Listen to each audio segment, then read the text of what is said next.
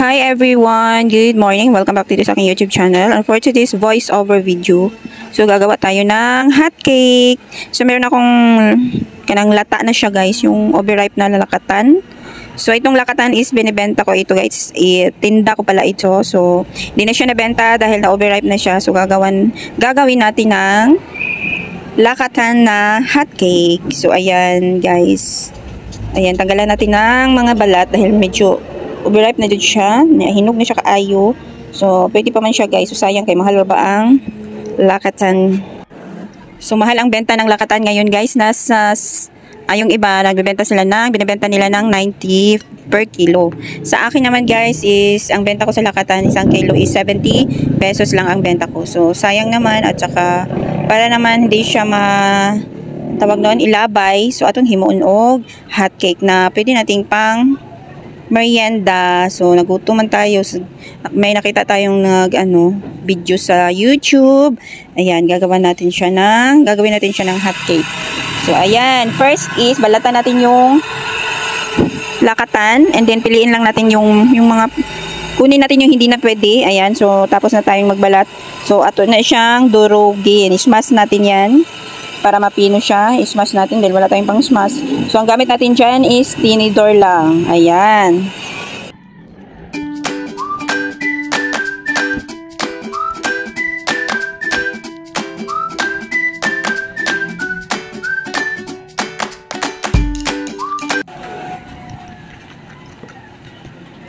So, next guys, ay lagyan natin ng itlog. So, meron tayong 2 itlog dyan na nilagay ko.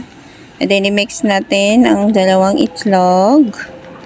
Ayan, mix lang ng mix. Ayan, guys. So, madali lang itong lutuin. At, yung mga ingredients niya, guys, is lang, simple lang. So, lagyan ko siya ng 2 kutsarang gatas na Bear Brand. So, no need na siya sugar dahil matamis na ang ating saging na lakatan. So, matamis na siya. Huwag nang lagyan ng asukal or sugar. And then, guys, hindi ko na ipakita sa inyo. Nilagyan ko yan ng harina dahil sobrang basa niya. So, lagyan nyo ng harina o flour. Kahit anong flour. So, ayan. And then, meron na tayong kawali dyan. Napainit na natin yan. So, lagyan natin ng oil. So, nadamihan ko paglagay ng oil, guys. Ayan. So, ayan ang ating apoy is sobrang laki na siya. So, wag nyo lang lakihan yung apoy nyo. Nasa medium lang. So, ayan. Kasi, madali lang siya masunog. So, ayan. Yung ko dyan. Ang apoy is malakas. So, kinuhaan ko siya dahil madali lang siyang masunog. So, dapat is medium lang ang ating apoy. Ayan. So, kinuhaan ko siya dahil malakas ang ating apoy. And, nasunog na ang kanyang gilid, guys. So, ganito lang magluto, guys. Madali lang. Simple lang. So, kayang-kaya lang. So, kung meron kayong mga lakatan na overripe, gawin nyo ng ganito, guys. Ayan. So, sobrang masarap. And yung ingredients niya is madali lang. Nasa kusina lang ninyo, guys.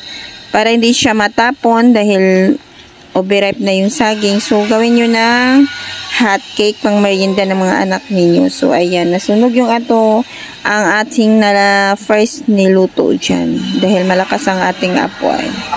So, ayan, guys.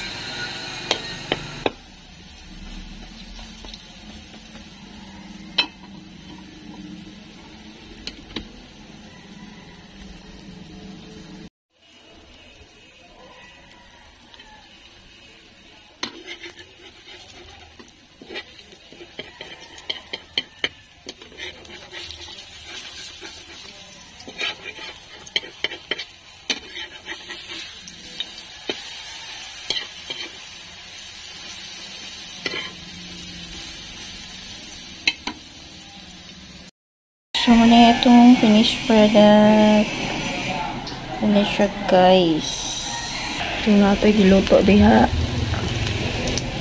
Ano na siya, nabalay. So, ayan siya.